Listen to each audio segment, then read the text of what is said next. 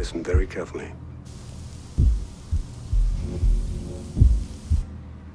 Are you listening? What he has is pure empathy. He can assume your point of view, or mine, and maybe some other points of view that scare him. What do you think one of Will's strongest drives is? Fear. Will Graham deals with huge amounts of fear. It comes in his imagination. It's the price of imagination. The mirrors in your mind can reflect the best of yourself, not the worst of someone else. Can I borrow your imagination? Table has been set. I planned this moment, this monument, with precision. Family dinner.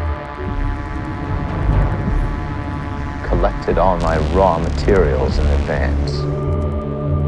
I wasn't invited. Position the bodies carefully, according each its rightful place. I take my seat at the head of the table, piece in the pieces disassembled. My seat, my place setting. This is my resume. This is my body of work. This is my legacy. My sound. This is my design. This is my design. What were your expectations of Jack Crawford and the FBI? Jack hasn't abandoned me. Not in any discernible way, perhaps in the way gods abandon their creations. I shoot Mrs. Marlowe expertly through the neck. This is not a fatal wound. The bullet misses every artery. She's paralyzed before it leaves her body.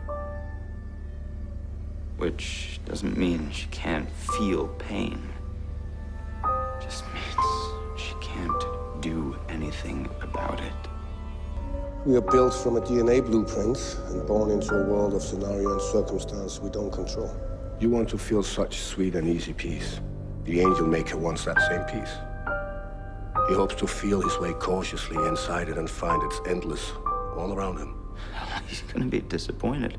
You accept the impossibility of such a feeling, whereas the angel maker is still chasing it. Dead eye of vision and consciousness. I am fixed and unseeing. The guy looks beyond this world into the next and sees the reflection of man himself. But what appears to be driving your angel maker to create heaven on earth is a simple issue of mortality. Can't beat God, become him. Could Angel Maker be a vigilante? Vigilantes are pragmatic, purposeful. They don't lay down and sleep under their crimes. In his mind, he was doing God's work. The structure of a fungus mirrors that of the human brain, an intricate web of connections. Maybe he admires their ability to connect the way human minds can't. Where's Will Graham? We have an eyewitness to the murder. We don't need Will Graham. Well, that's not why I'm asking. Someone find me Will Graham! Right away, sir. This is about Will? He was talking about people having the same properties of a fungus. Stamets? Thoughts leaping from brain to brain. They mutate, they evolve. Can you catch somebody's crazy? Folie à deux. What? It's a French psychiatric term.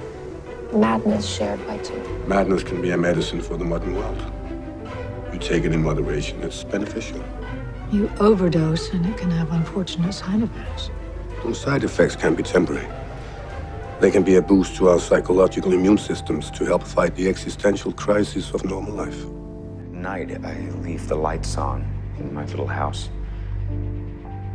and walk across the flat fields.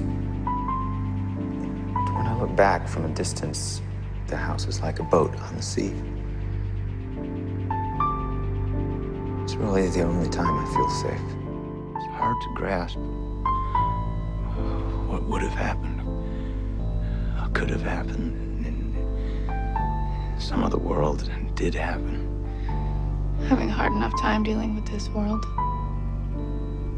Hope some of the other worlds are easier on me. We don't get wiser as we get older, Abigail. But we do learn to avoid or raise a certain amount of hell, depending on which we prefer. So much about this feels like a dream. Dreams prepare us for waking life. It's difficult to lie still and fear going to sleep when it's there to think about. In those moments when you can't overcome your surroundings, you can make it all go away. We construct fairy tales, and we accept them. Our minds concoct all sorts of fantasies when we don't want to believe something. Everyone decides their own versions of the truth. All of this has been my design. I am the guest of honor.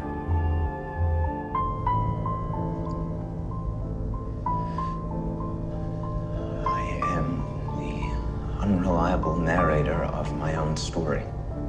You were seized by a fantasy world with the brilliance and freshness and immediacy of childhood. And sometimes be brave to allow yourself hope.